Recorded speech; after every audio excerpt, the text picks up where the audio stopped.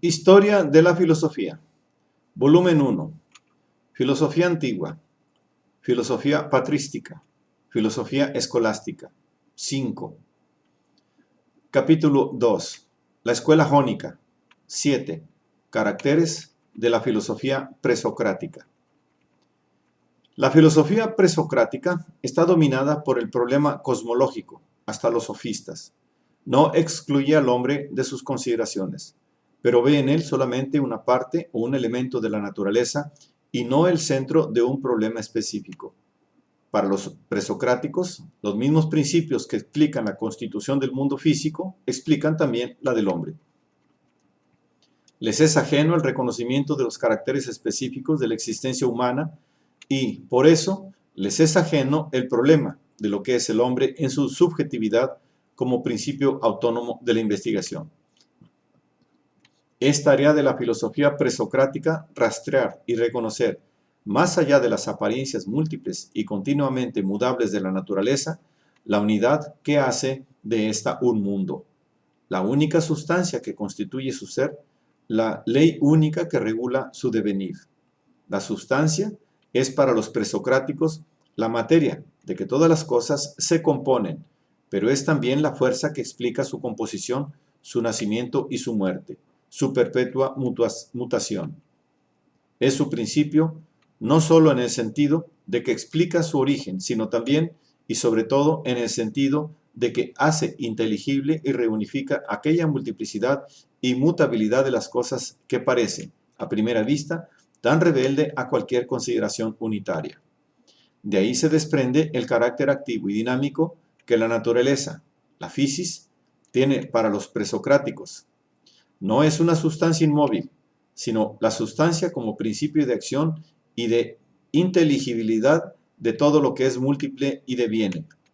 De esto deriva también el llamado hilosismo de los presocráticos, la convicción implícita de que la sustancia corpórea primordial encierra en sí misma una fuerza que la hace moverse y vivir. La filosofía presocrática, a pesar de la simplicidad del tema, de su especulación y del grosero materialismo de muchas de sus concepciones, ha conquistado por primera vez la posibilidad especulativa de concebir la naturaleza como un mundo y establecido como base de tal posibilidad a la sustancia, entendida como principio del ser y del devenir. Es un hecho indudable que esas conquistas se refieren exclusivamente al mundo físico, pero es igualmente indudable que comportan, al menos implícitamente, otras tantas conquistas referentes al mundo propio del hombre, su vida interior. El hombre no puede emprender una indagación del mundo como objetividad, sin que se le clarifique su subjetividad. El reconocimiento del mundo, como lo otro, respecto a uno mismo, está condicionado por el reconocimiento de sí mismo como yo, y viceversa. El hombre no puede ir en busca de la unidad de los fenómenos externos, si no es sensible al valor de la unidad de su vida interior y de sus relaciones con los otros hombres. El hombre no puede reconocer que una sustancia constituye el ser y el principio de las cosas externas, sino en cuanto reconozca también el ser y la sustancia de su existencia individual y colectiva. La investigación que se encamina al mundo objetivo está necesariamente conexionada con la del mundo propio del hombre. Esta conexión resulta clara en Heráclito. Plantea el problema del mundo físico unificándolo esencialmente con el problema del yo, y cada conquista en el primero de estos campos le parece condicionada por la investigación dirigida a sí misma. Yo me he indagado a mí mismo. Aparece Heráclito, sin embargo. El problema a que intencionalmente se dirige la investigación de los presocráticos es el cosmológico. Todo lo que la investigación dirigida a este problema implica en el hombre y para el hombre queda sin expresar y corresponderá ponerlo en claro al siguiente periodo de la filosofía griega. Los caracteres de cada filosofía son determinados por la naturaleza de sus problemas, y no cabe duda de que el problema predominante en la filosofía presocrática es el cosmológico. La tesis propuesta por ciertos críticos modernos, en contraposición polémica con la de Seller sobre el carácter meramente naturalista de la filosofía presocrática, acerca de la inspiración mística de tal filosofía, inspiración de la cual procedería su tendencia a considerar antropomórficamente el universo físico, se funda en afinidades arbitrarias carentes de base histórica.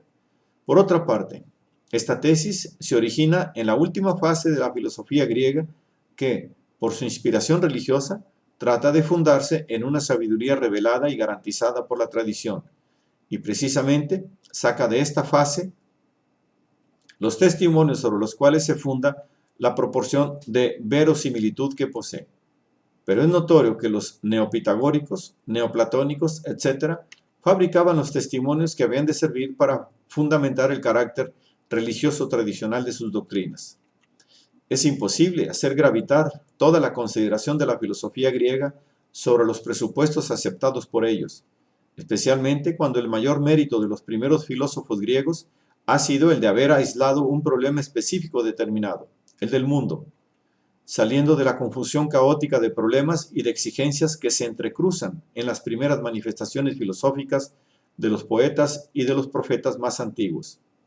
Los pensadores presocráticos verificaron por primera vez aquella reducción de la naturaleza a objetividad, que es condición primaria de toda consideración científica de la naturaleza, reducción que es precisamente lo más opuesto a la confusión entre la naturaleza y el hombre, propia del misticismo antiguo. Es un hecho indudable, como se ha dicho, que la investigación naturalista implica el sentido de la subjetividad espiritual o contribuye a formarlo. Mas este hecho no se debe a una influencia religiosa sobre la filosofía, sino que más bien es inherente al mismo filosofar. Es un nexo que los problemas establecen en la vida misma de los filósofos que los debaten. 8. Tales. El fundador de la escuela jónica es Tales de Mileto, contemporáneo de Solón y de Creso. Su acmé, o sea, su florecimiento, se sitúa hacia el año 585 a.C. De ahí que su nacimiento deba remontarse al 624 o 23. Su muerte se hace coincidir con el de 546-45. Tales fue político, astrónomo, matemático y físico, además de filósofo. Como político impulsó a los griegos de Jonia, como relata Heródoto, a unirse a un estado federal con capital en Teos. Como astrónomo predijo un eclipse solar, probablemente el del 28 de marzo del 585 antes de nuestra era. Como matemático estableció varios teoremas de geometría. Como físico descubrió las propiedades del imán. De su fama de sabio, continuamente absorto en la especulación, da testimonio la anécdota referida por Platón, de que, observando el cielo, se cayó en un pozo, cosa que provocó la risa de una sirvienta tracia. Otra anécdota contada por Aristóteles tiende, por el contrario, a destacar su habilidad como hombre de negocios. Previendo una abundantísima cosecha de aceitunas, arrendó todos los molinos de la comarca y los subarrendó luego a un precio mucho más alto a sus mismos propietarios.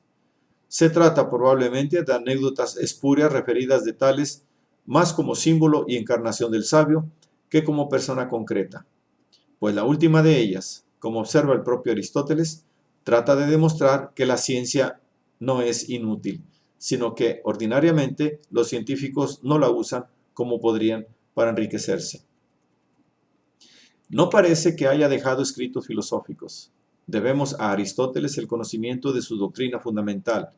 Tales dice que el principio es el agua, por la cual afirmaba también que la tierra se sostiene sobre el agua. Quizás sus razones fueran el ver que el alimento de todas las cosas es húmedo y que lo cálido se engendra y vive en la humedad, pues aquello de que todo se engendra es el principio de todo. Por eso siguió tales conjeturas y también porque las semillas de todas las cosas son de naturaleza húmeda y el agua es para lo húmedo el principio de su naturaleza. Aristóteles observa que esta creencia es antiquísima. Homero ha cantado a Océano y Tetis como principios de la generación. Así pues, Aristóteles solo presenta un argumento como propio de Tales, el de que la tierra se sostiene sobre el agua. El agua es aquí sustancia en el más simple de los significados, como lo que está debajo, subjectum, y sostiene.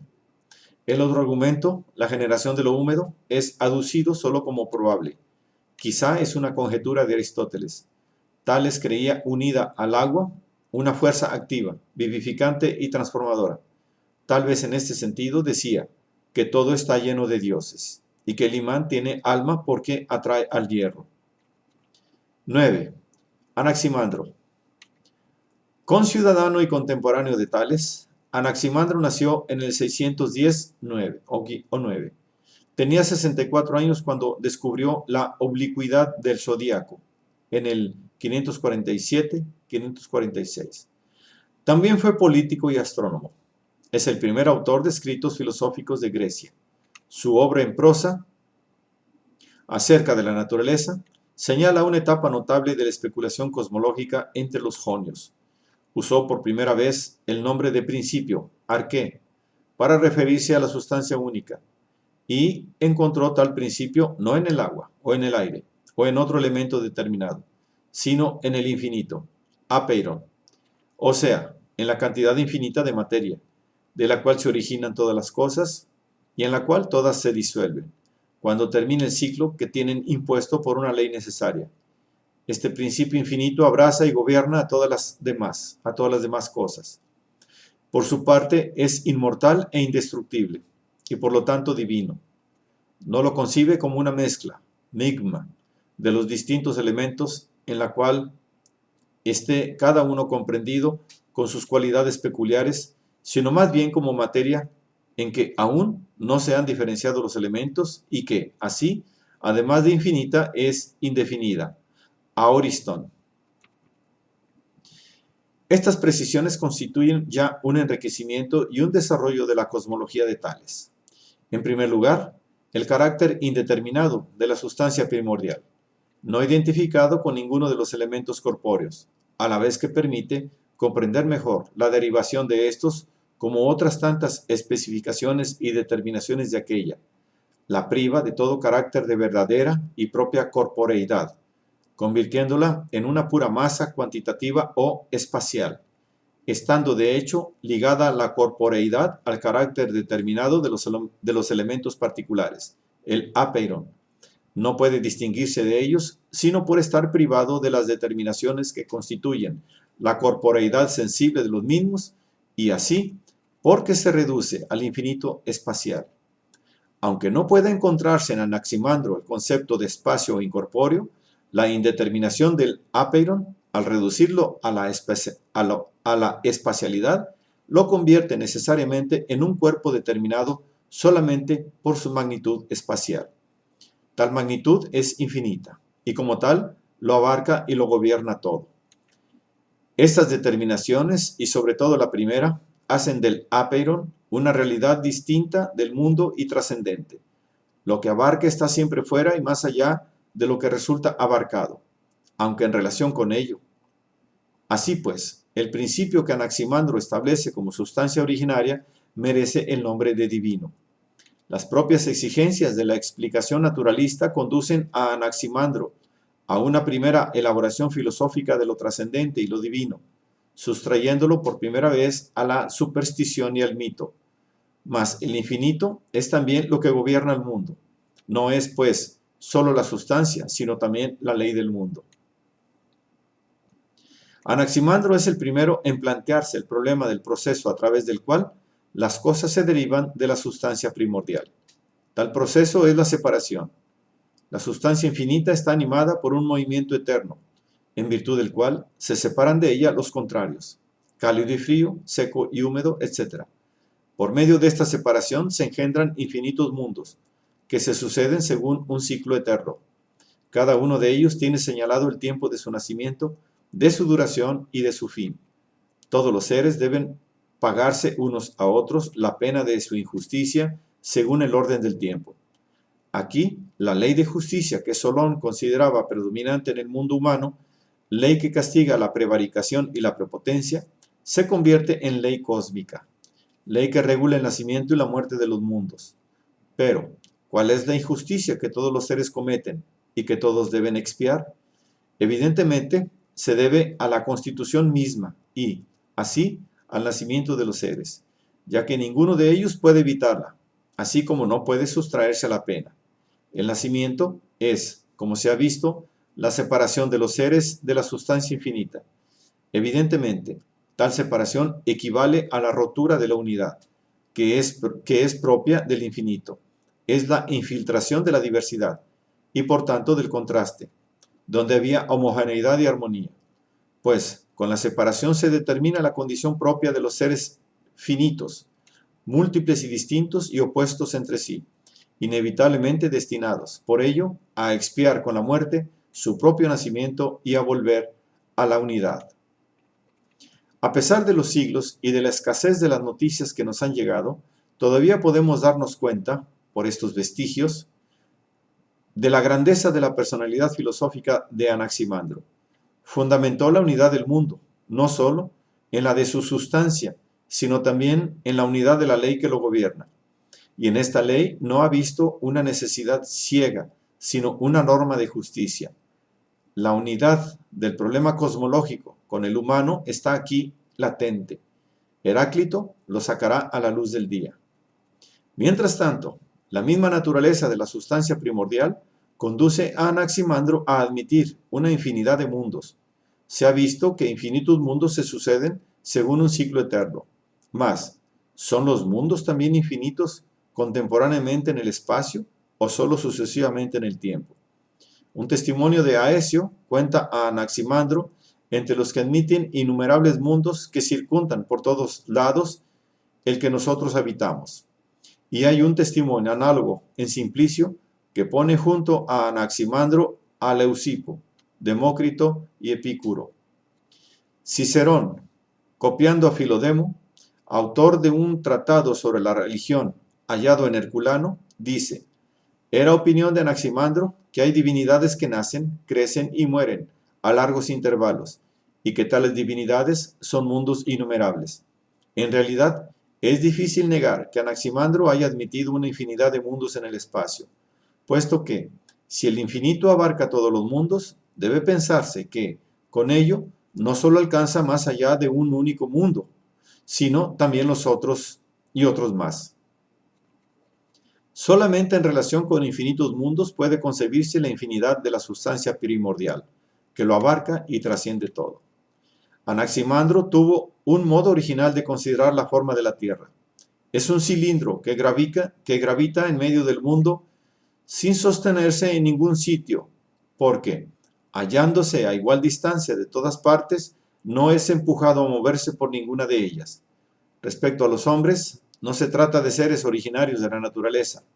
En efecto, no pueden alimentarse por sí mismos, y por tanto, no hubieran podido sobrevivir, si desde el comienzo hubieran nacido tal como nacen ahora. Han debido, pues, originarse a partir de otros animales. Nacieron dentro de los peces y después de haber sido alimentados, al ser ya capaces de protegerse por sí mismos, fueron expulsados y pisaron tierra. Teorías extrañas y primitivas que, sin embargo, muestran de la manera más decisiva la exigencia de hallar una explicación puramente naturalista del mundo y la de atenerse a los datos de la experiencia.